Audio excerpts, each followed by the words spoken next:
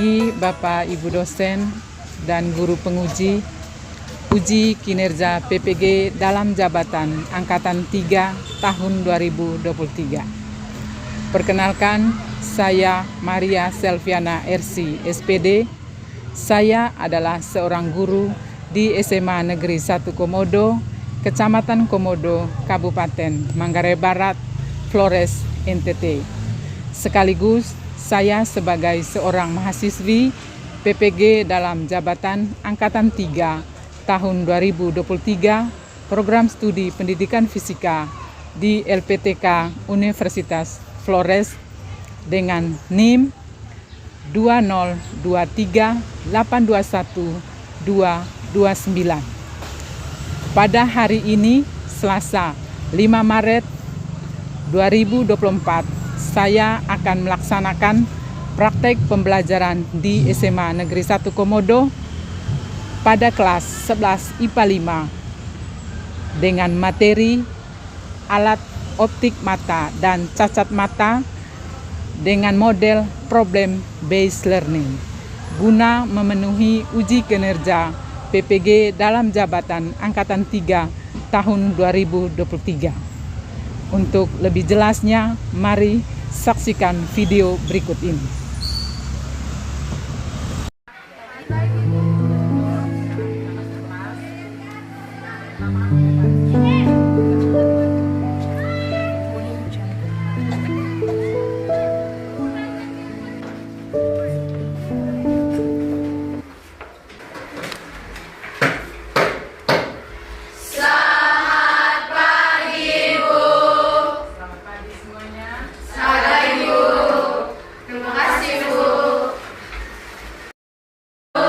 Bagaimana kabarnya hari ini? Baik, Bu. Kalau gitu, sudah siap untuk terima materi hari ini? Siap, Bu. Ya, kalau sudah siap, maka untuk mengawali kegiatan pembelajaran kita hari ini, baiknya kita awali dengan doa. Saya minta salah satu teman kalian untuk memimpin kita dalam doa. Oke, ya, silakan maju.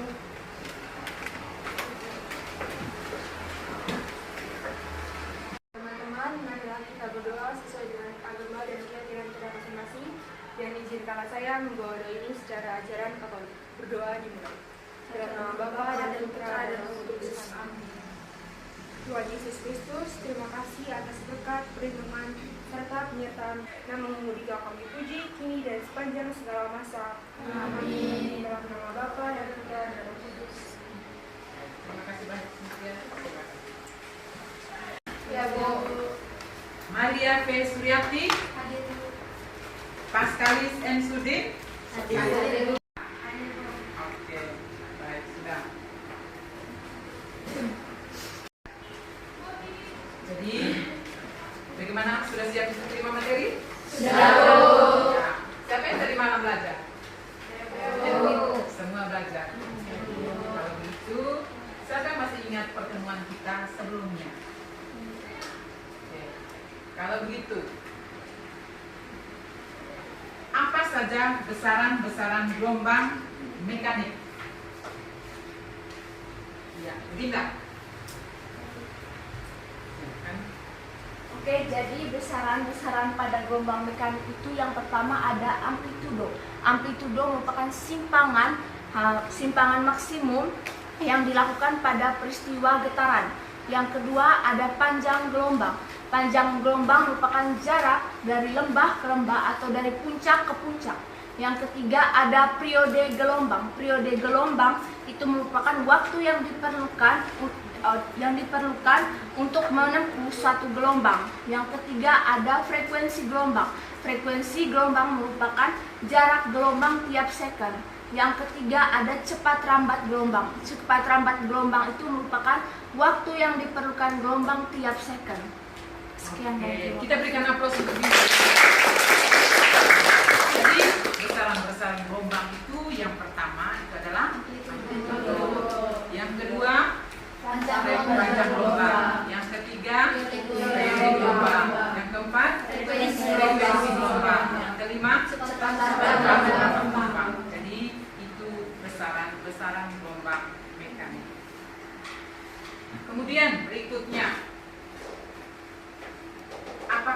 kalian pernah melihat alat-alat optik? Pernah.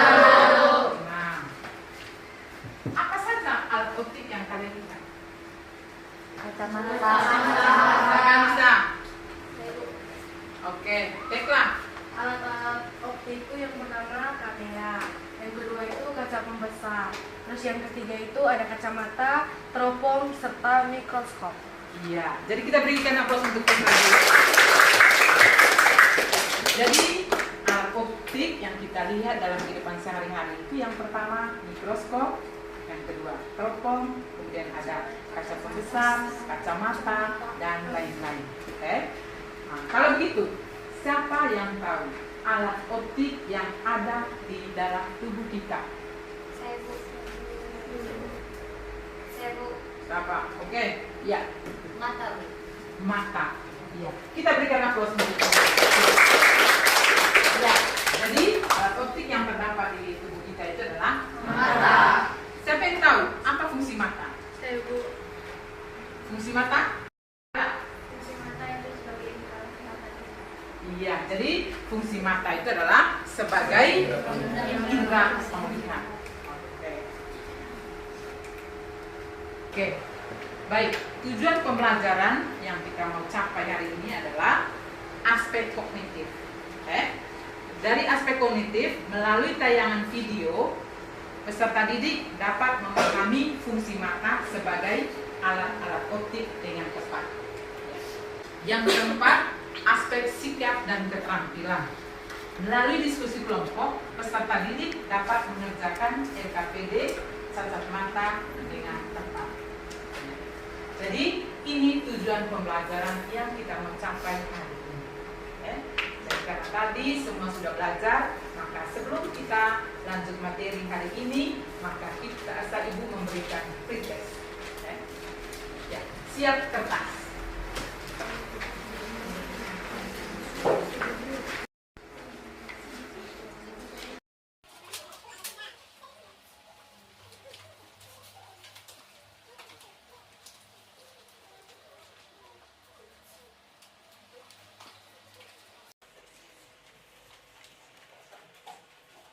Ibu kasih waktu 10 menit.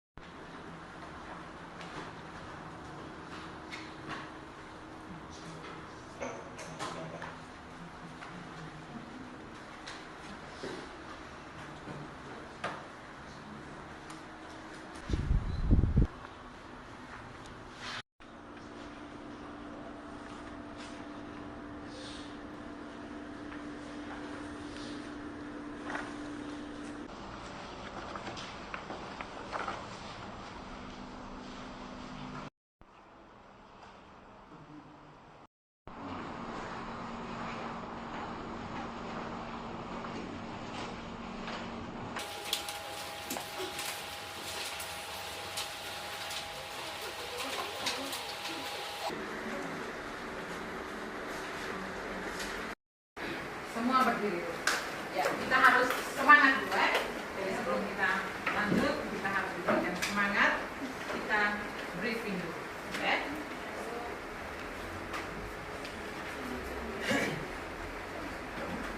Kita briefing dulu, semua nanti.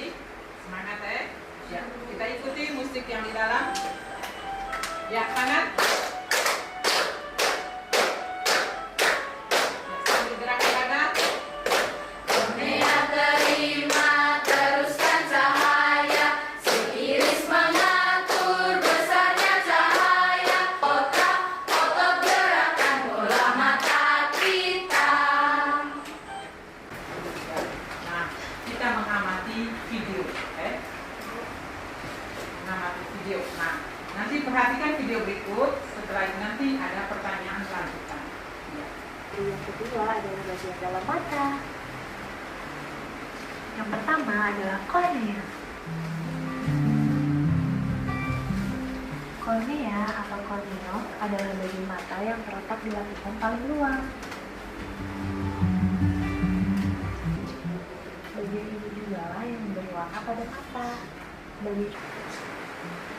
Mekanisme kerja pupil ini membantu mata agar dapat menerima cahaya dalam jumlah yang tepat. Namun nomor 4 adalah retina.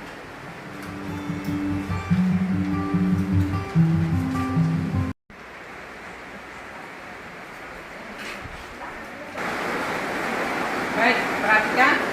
Nah, tadi kita sudah amati videonya. Ya. Pertanyaannya, berdasarkan video tadi, bagian mata manusia yang berwarna itu disebut apa? Ada bisa? Ya, silakan. Iris. Oke, kita berikan aplaus untuk dia. Jadi, bagian mata manusia yang berwarna itu disebut dengan iris. Ya. Atau mungkin juga ada orang Indonesia yang warna irisnya berbeda. Kira-kira mengapa? Ada yang tahu? Oke. Ya, silakan. Ini Fioni. Oke Bu, terima kasih untuk waktu dan kesempatannya. Jadi ini semua tergantung pada pigmen warna pada iris. Nah, jika seseorang mempunyai melanin lebih banyak, maka warna irisnya makin gelap, sehingga menyebabkan iris berwarna hitam atau coklat. Sedangkan jika jumlah melaninnya makin sedikit, maka warna iris seseorang bisa berwarna biru, abu-abu, atau hijau terang. Iya, jadi kita berikan aplaus untuk ini.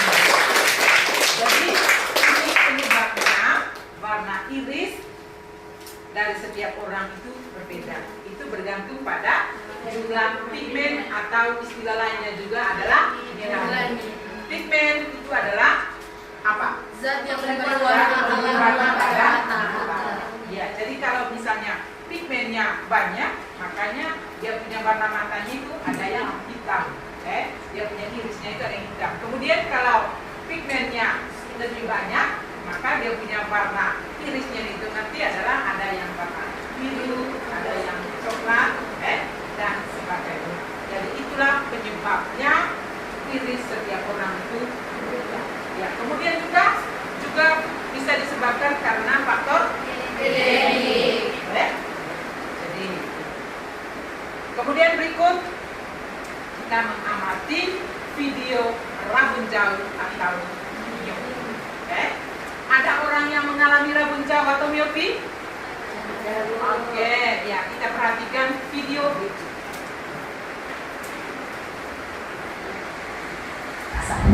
Normalnya, cahaya akan difokuskan oleh lensa dan kornea agar tetap jatuh ke retina. Sedangkan di belakang retina.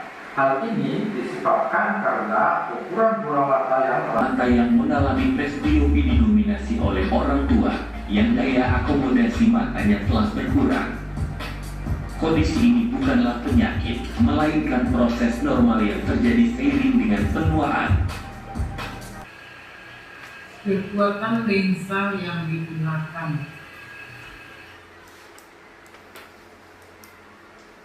Bagaimana rumus mencari kekuatan lensa? Kita perhatikan video berikut.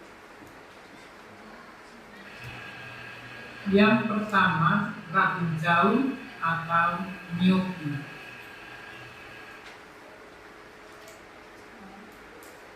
Adalah sebagai berikut. P sama dengan negatif 1/PR dioptri. PR itu sama dengan puntum remotum atau istilah untuk satuan titik jauh yang satuannya meter.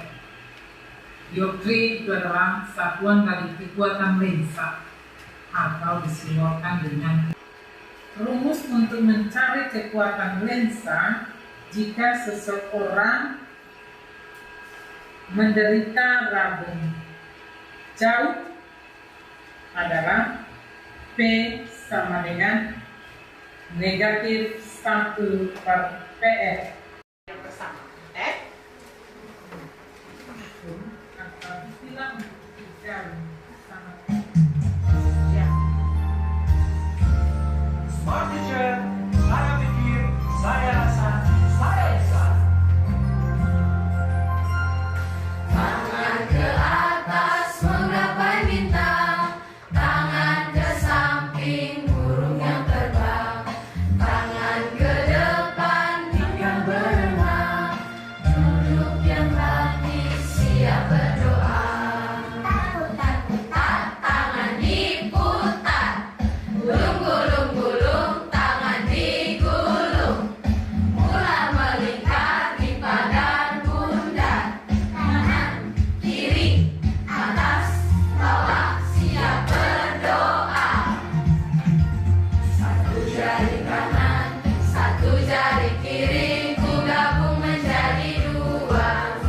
jembatan panjang. Dua jari kanan, dua jari kiri, ku gabung menjadi empat. Buat kamera sekret. Tiga jari kanan, tiga jari kiri, ku gabung menjadi enam. Buat menara tinggi. Empat jari kanan, empat jari kiri, ku gabung menjadi delapan. Buat telinga kelinci. Lima jari kanan, lima jari kiri, ku gabung menjadi 10. Siap berdoa.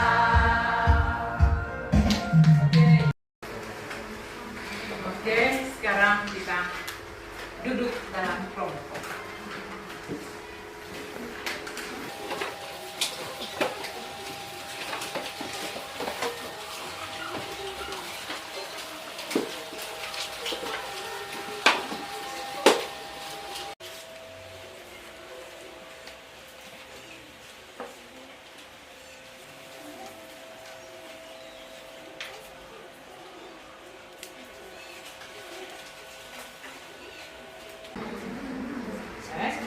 Ya, jadi isi bagian mata yang berfungsi untuk mengatur jumlah cahaya yang masuk ke mata itu apa? Isi saja.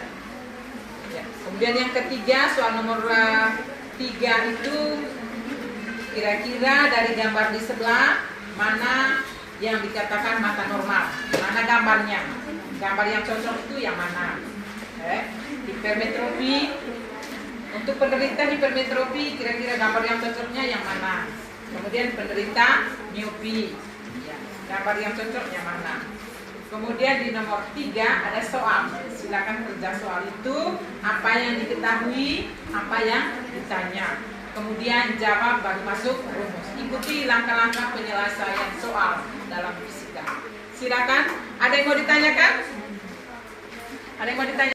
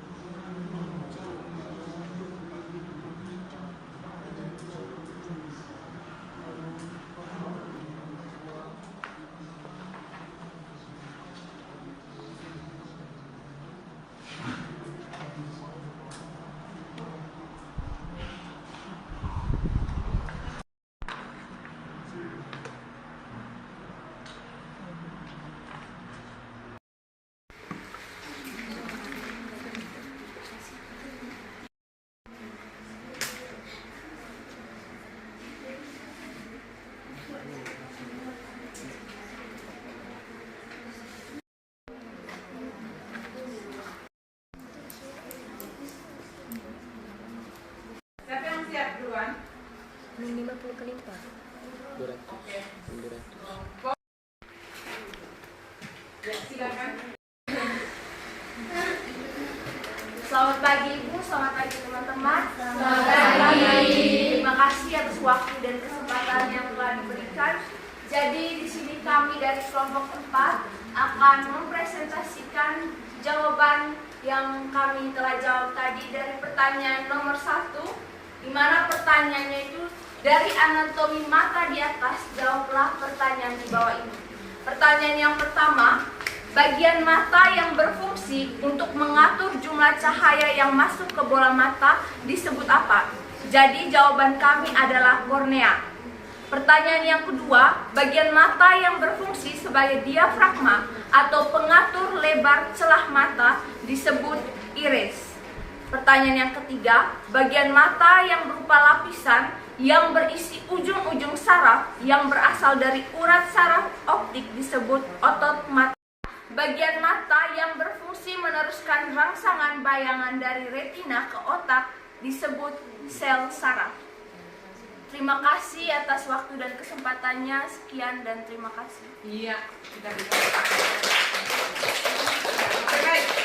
Ya, dari hasil diskusi dari kelompok 4, mungkin ada yang tidak sama hasil kerjanya atau mungkin ada yang belum dipahami, bisa ditanyakan. Ya, silakan. Ada yang mau bertanya? Tidak ada. Oke, kalau gitu sudah pas semua. Kita berikan aplaus. Silakan kembali ke tempat dulu. Ya, kemudian soal yang kedua. Oke. Ya, kelompok 2. Silakan.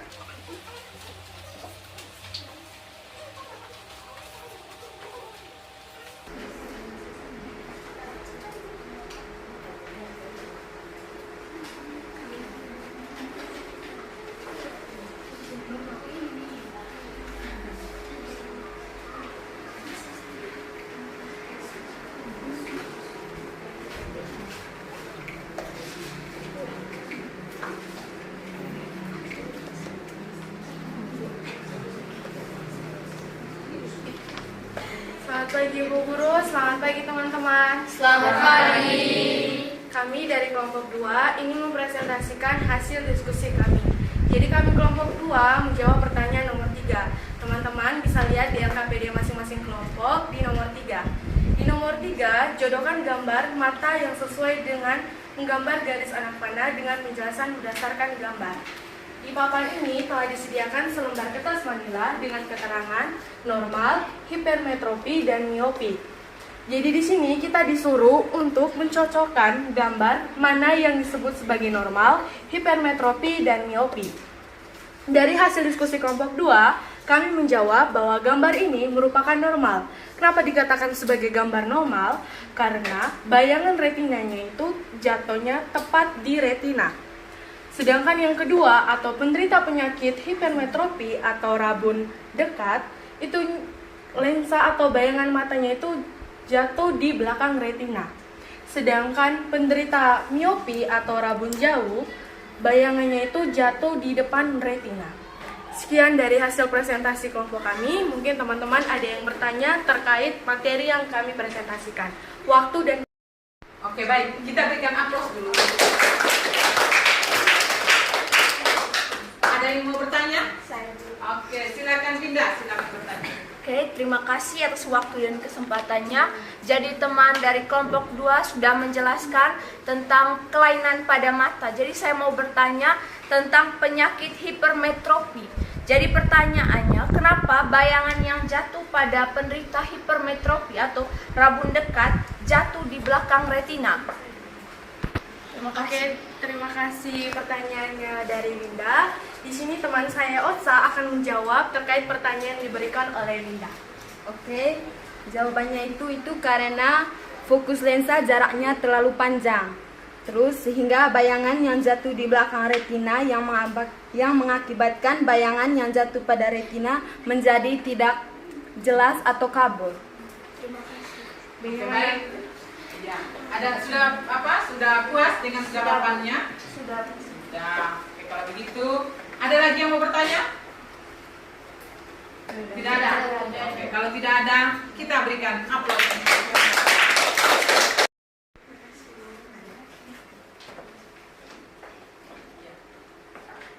Kerja? Oke, ya, kelompok 1 silakan ke depan.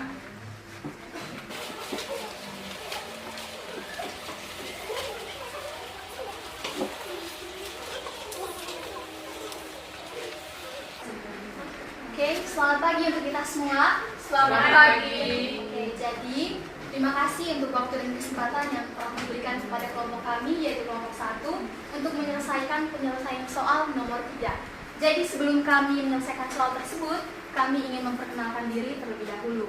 Perkenalkan, nama saya Fioni. Perkenalkan, nama saya Nona. Saya Yeyen. Perkenalkan, nama saya Sera. Perkenalkan, nama saya Ragam. Jadi kami merupakan kelompok 3. Nah, di sini kami akan menyelesaikan soal nomor 3. Coba teman-teman lihat LKPD.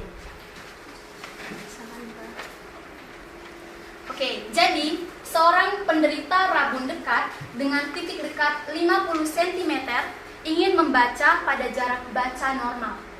Jenis lensa kacamata yang harus digunakan dan jarak fokusnya adalah. Jadi untuk menyelesaikan soal tersebut, tentunya dalam penyelesaian berdasarkan fisika, kita perlu mencari terlebih dahulu apa saja yang diketahui pada soal. Jadi kita tulis dulu, diketahui. Yang pertama itu adalah PP atau titik dekat, yaitu 50 cm.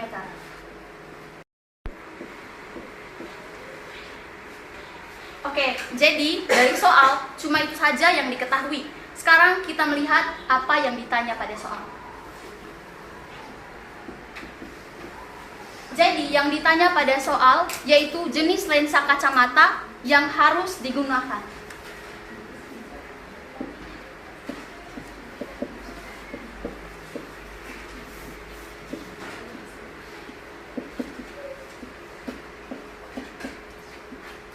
Dan yang kedua yaitu jarak fokusnya, di mana simbolnya adalah F.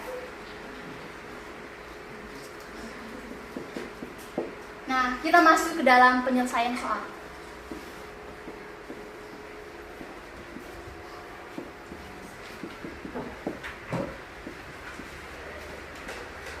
Nah, bagian A. Jadi di sini kita harus menyelesaikan jenis lensa yang harus digunakan. Nah, untuk mengetahuinya, kita menggunakan rumus kekuatan lensa, di mana rumusnya adalah P sama dengan 4 dikurang 1 per minus PP. Nah, lalu kita akan memasukkan apa saja yang telah diketahui. Nah, jadi 4 ini kita ubah menjadi 100 per 25 dikurang 100 per 50. Lalu 100 per 25, 100 dibagi 25 itu sama dengan 4. Sedangkan 100 dibagi 50 sama dengan 2. Nah, 4 dikurang 2 itu sama dengan 2. Nah, jadi kita sudah mengetahui nilai dari P. Sekarang kita lanjut bagian B, yaitu mencari F. Nah, jadi rumus yang kita digunakan adalah F sama dengan 1 per P. Nah, F sama dengan 100 per. Jadi P-nya sudah diketahui yaitu 2, lalu kita masukkan. Nah, 100 dibagi 2 sama dengan 50. Oke, jadi dari penyelesaian soal ini dapat disimpulkan yang pertama, kekuatan lensa yaitu 2 dan fokus jarak atau jarak fokusnya adalah 50 cm. Oke, jadi sekian untuk penyelesaian soal nomor 3. Mungkin ada teman-teman yang masih keliru dalam penyelesaiannya atau mungkin ada yang ingin memberikan pertanyaan. Ya, baik. Tadi kelompok 1 sudah menjelaskan soal nomor 3. Dari penjelasan kelompok 1 tadi, mungkin ada yang tidak dimengerti atau belum dipahami, silakan bertanya. Silakan. Oke, jadi terima kasih atas kesempatan yang diberikan kepada kami. Jadi saya mau bertanya di jarak fokusnya. Jadi kan diketahui di situ kalau rumusnya sama dengan F sama dengan 1 per P. Nah, itu satunya itu kenapa tiba-tiba jadi 100? Dari mana 100? Oke, itu jadi untuk menjawab pertanyaan teman kita Cynthia, saya memberikan kesempatan untuk saya. Oke, terima kasih atas pertanyaannya Cynthia. Jadi satu di situ sebenarnya satuannya adalah meter. Namun karena yang diketahui PP itu adalah 50 cm, yang mana satuannya cm, maka satu ini kita ubah menjadi 100 cm. Oke, seperti itu? Ya. Ya, jadi 1 itu karena semua satuannya dari soal tadi centimeter. Jadi kemudian supaya kita bawa ke sentimeter semua, maka 1 itu kita alihkan atau konversikan ke sentimeter. Jadi 1 sentimeter sama dengan berapa meter? 100 sentimeter. Maka F-nya sama dengan 100 dibagi 2 sama dengan 50 sentimeter. Ada lagi? Iya, Bidang, silakan. Jadi saya mau bertanya pada penyelesaian soal bagian A. Tadi kan rumusnya 4 kurang 1 per min PP. jadi pertanyaannya kan min 1 per min PP, kurang 1 per min PP. Satunya tadi 1 cm, terus PP-nya tadi kan 50 cm, tapi pada rumus kan jadi min 50. Tapi di situ kenapa tidak min 50? Oke, maaf untuk teman Minda yang mungkin teliti melihat penyelesaian dari kami. Jadi mohon maaf ada salah dalam penyelesaian di mana kami kurang mencantumkan nilai min. Tetapi itu tidak mengubah nilai dari 50 ini. Jadi tetap. Jadi di sini dia tetap nilainya minus 50 sehingga nanti di bawahnya itu menjadi 4 dikurang 2. Kami hanya salah dalam penyelesaian soal, lupa mencantumkan nilai minnya. Terima kasih untuk teman Binda yang sudah teliti dalam melihat penyelesaian soal.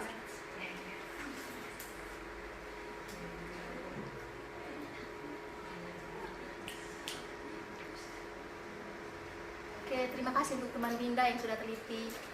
Oke, jadi mungkin ada teman-teman lain yang ingin memberikan pertanyaan. Ada lagi? Tidak ada? Ya, kalau tidak ada yang mau bertanya, kita berikan aplaus untuk kelompok 1. Oke, terima kasih untuk teman-teman yang sudah melihat pembahasan kami. Jadi kami undur diri dari sini. Terima kasih. Ya, oke. Kita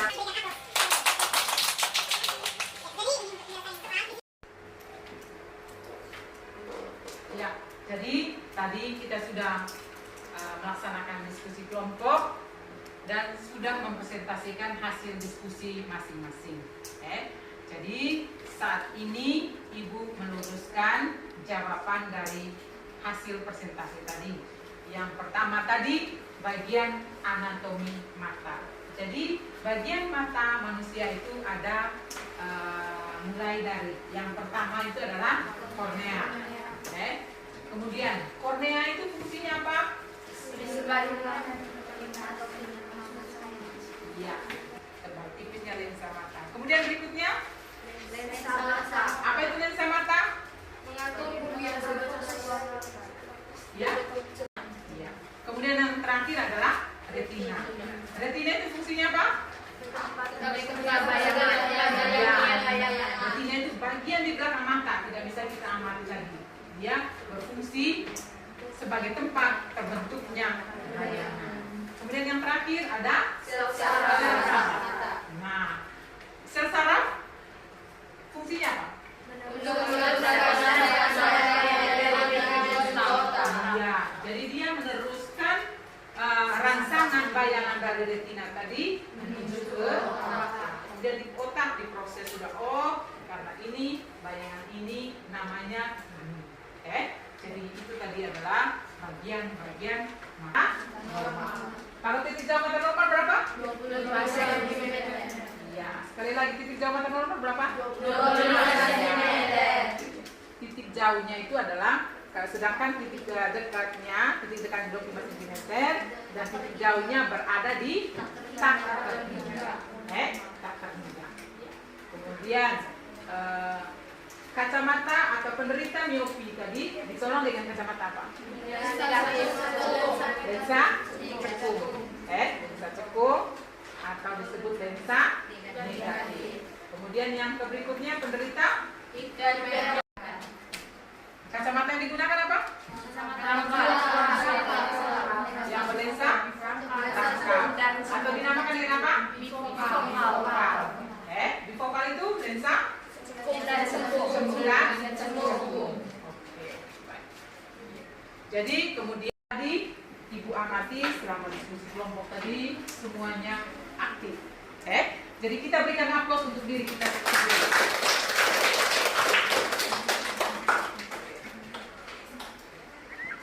Dari hasil pembelajaran kita hari ini, saya minta salah satu teman kalian untuk bisa memberikan refleksi terkait pembelajaran kita hari ini. Siapa yang bisa? Oke, Fioni, silakan maju. Kita berikan aplaus untuk Fioni. Oke, terima kasih untuk waktu dan kesempatan yang telah diberikan kepada saya. Jadi saya ini akan memberikan refleksi terkait materi yang sudah kita bahas sama-sama pada hari ini. Yang pertama, saya sebagai seorang siswa sangat senang karena bisa mengikuti pembelajaran yang sangat proaktif, berbeda dengan pembelajaran-pembelajaran pada umumnya yang tidak menampilkan animasi, juga video-video yang bisa membangun semangat dari kita semua. Selain itu juga dari materi tersebut kita diberikan pemahaman tentang apa saja struktur yang menyusun mata kita. Ternyata ada banyak hal yang turut bekerja sama yang memberikan peran penting, sehingga dengan hal ini kita juga bisa melakukan kelainan atau catat-catat pada mata, sehingga dengan hal itu kita bisa memberikan respek yang aktif. Oke, jadi sekian refleksi yang dapat saya sampaikan. Terima kasih. Iya. Jadi refleksi dari Fioni ternyata memberikan kesan yang bagus dari hasil pembelajaran kita hari ini. Jadi dia kagum dengan media yang digunakan, kemudian juga video yang ibu tampilkan tadi ternyata sudah bagus. Bagaimana? Setuju? Setuju. Tidak ada pertanyaan lagi terkait materi hari ini? Tidak. Kalau tidak ada pertanyaan, saya memberikan post test.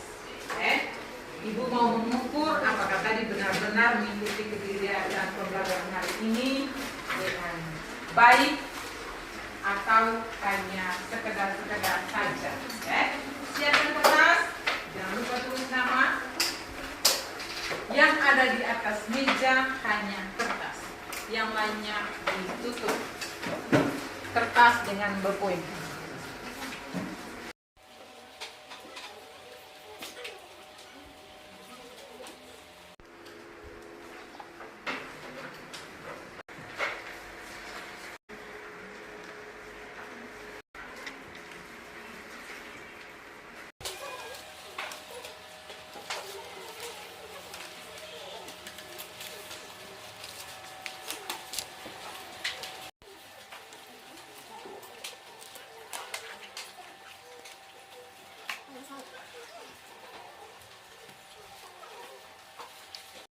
Ini sudah selesai.